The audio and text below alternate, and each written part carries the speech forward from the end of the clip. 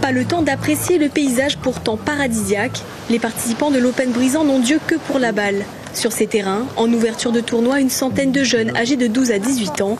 Ce match, par exemple, oppose sur le sable un duo réunionnais à des compétiteurs venus de l'autre côté du globe.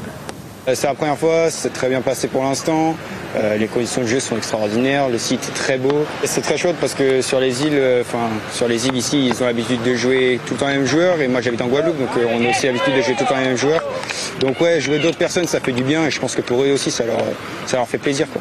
Comme chaque année, le tournoi accueille sur ses cours des joueurs internationaux, 78 cette année, de 23 nationalités différentes. Face à eux, des adversaires de taille comme Nicolas Gianotti, licencié de Saint-Pierre mais surtout champion du monde en titre et numéro 1 mondial.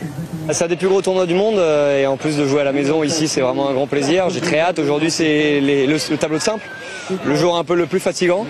Et on va tout donner. J'ai réussi à passer mon premier tour. Là, vraiment, c'est équivalent hommes et dames. C'est vraiment le gratin mondial. Donc, on a Rafa Miller, la numéro 1 mondiale brésilienne, avec la vénézuélienne Patti Diaz qui sont là. Toutes les italiennes sont face aux réunionnaises et aux françaises. Donc, par exemple, Maïre Bré, qui est native de cette plage, elle a grandi là et elle est 25e mondiale, elle a 20 ans, elle a gagné le précédent tournoi le week-end dernier et donc on espère qu'elle va aller loin. En tout, 580 participants fouleront le sable de la plage des Brisants cette semaine sous une météo idéale.